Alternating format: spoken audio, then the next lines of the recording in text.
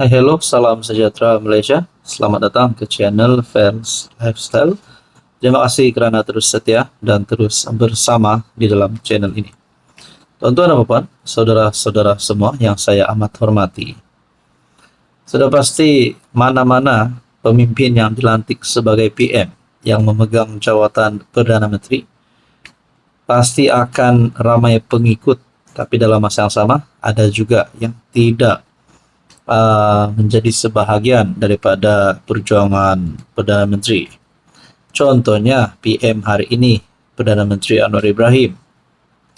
Mungkin saya boleh katakan ini adalah satu berita duka cita untuk Perdana Menteri. Tapi saya percaya, saya yakin bahawa apapun cabaran yang dihadapi oleh PM, oleh Anwar Ibrahim, beliau akan bertahan sehingga pilihan raya umum ke-16. Bahkan ada yang sehingga yakin Anwar boleh bertahan, boleh menang lagi pada PRU16. Nah, ini adalah salah satu cabaran yang bagi saya mungkin dihadapi oleh Anwar Ibrahim. Mengikut kenyataan Ramasamy, Anwar pemimpin paling mengecewakan buat orang India. Parti Bersatu untuk Hak Rakyat Malaysia, URIMAI, melabelkan PM Anwar sebagai pemimpin paling mengecewakan bagi masyarakat India. Oke, saudara-saudara, sebelum kita teruskan, saya tidak pasti ada berapa wakil rakyat India yang ada di dalam kerajaan hari ini yang menyokong kerajaan. Adakah dengan pembawaan ataupun dengan berita ini boleh menyebabkan Anwar hilang sokongan daripada masyarakat India dan juga daripada wakil rakyat India yang hari ini menyokong kerajaan? Nah, ini menjadi pertanyaan. Pengerusi pro timnya, P. Ramasamy, berkata, demikian berikutan penegasan timbalan Presiden PKR, Rafizi Ramli, bahawa sokongan bukan Melayu terhadap PH semakin merosot. Kehadiran beberapa pengampu India dalam DAP dan PKR tidak banyak membantu memulihkan kekecewaan masyarakat yang meluas terhadap kerajaan Madani. Setakat ini, kemungkinan kerajaan pimpinan PH kembali berkuasa dalam PRU akan datang adalah tidak pasti. Jika PN membangunkan dan mengekalkan pendekatan inklusif yang benar-benar senada dengan masyarakat bukan Melayu, Malaysia boleh melihat perubahan politik yang ketara pada tahun-tahun akan datang. Nak cakap tentang pemimpin-pemimpin PN. Kita pun sudah dengar beberapa kes rasuah yang melibatkan kepimpinan PN. Menantu Muhyiddin, Jana Wibawa. Jadi saudara-saudara, kita tertanya-tanyalah, mampu lagikah Muhyiddin untuk menjadi PM lagi? Mampu lagikah PN untuk menjadi kerajaan lagi? Dalam artikel ini perkongsian, Rafizi berkata, PKR dan PH tidak berada dalam kedudukan terbaik untuk memenangi PRU akan datang. Ketika membentangkan data, dia menegaskan bahawa sokongan Melayu terhadap PH berada pada 27% setakat April, meningkat sedikit daripada 20% pada Ogos 2020. Sementara itu, sokongan Melayu untuk BN dan PN menurun kepada 48%, namun pecahan prestasi setiap gabungan tidak ditunjukkan.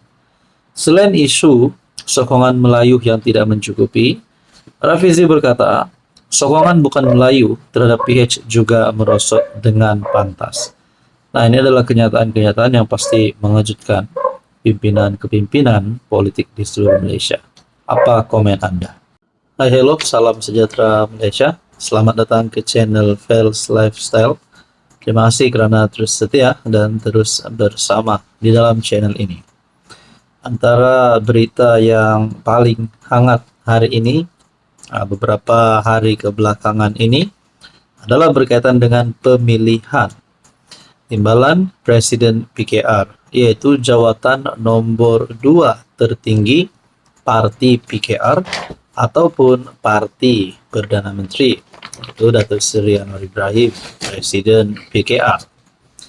Saudara-saudara, pertemuan di antara Nurul Izzah Anwar dan juga Rafizi Ramli adalah satu pertemuan yang bagi saya secara melalui pandangan saya adalah satu pertemuan yang sengit. Bukan sebab Nurul Izzah anak kepada Presiden PKR sendiri, tetapi karena kita tahu Nurul Izzah mempunyai perjuangan dan memainkan peranan penting di dalam PKR, dan begitu juga Rafizi Ramli. Ada yang kata mungkin beliau tidak glamour di kalangan akar umbi, tetapi beliau memang seorang pemimpin yang bijaksana. Nah, saudara-saudara, terdapat dua artikel berita yang saya mau ulas. Yang pertama, tertolaknya Nurul Izzah bukan bermaksud penolakan kepada Anwar. Manakala artikel berita yang kedua pula berbunyi seperti ini. Ini adalah kenyataan Rafizi sendiri. Kalau Izzah kalah, orang akan kata Anwar ditolak parti sendiri. Nah, saudara-saudara, ini adalah mengikut pandangan kita daripada mindset kita. Kalau kita lihat Nurul Izzah, contohlah Nurul Izzah Anwar kalah, mungkin kepada yang melihat parti itu sebagai parti keluarga, mungkin kita boleh kata kekalahan juga untuk Anwar Ibrahim karena putri beliau kalah pada pemilihan tersebut. Tapi kalau kita lihat secara individu, nah itu hanyalah kekalahan untuk Nurul Izzah Anwar.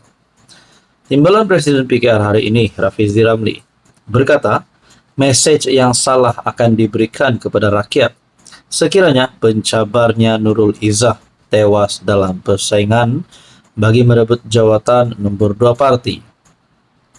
Rafizi berkata PKR bakal berdepan risiko jika Nurul Izzah tewas dalam pemilihan tersebut, memandangkan dia merupakan anak kepada presiden parti. Menurutnya, kekalahan Nurul Izzah akan menyebabkan image buruk kepada PKR, terutamanya menjelang PRU 16.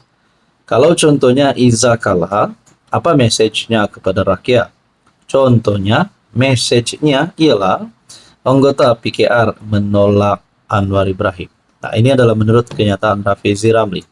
Jadi, let's say lah kalau Nurul Izzah kalah, adakah terdapat gerakan untuk memberontak parti PKR keluar daripada parti? Mungkin termasuk wakil rakyat, kita pun tidak tahulah. Dan begitu juga kalau Rafizi Ramli yang kalah. Nah, adakah terdapat gerakan untuk memberontak ataupun sabotaj parti PKR? Sebab kita tahu beberapa ketua cabang telah menyokong Nurul Izzah untuk menjadi timbalan presiden. Dan kalau Rafizi sudah membuat kenyataan kalau Nurul Izzah kalah, orang akan kata Anwar ditolak parti sendiri. Mungkinkah jalan yang lebih baik untuk Rafizi adalah mengundur diri, letak jawatan ataupun tidak bertanding. Jadi secara otomatis Nurul Izzah akan menang tanpa bertanding. Nah, jadi saudara-saudara, apa komen Anda?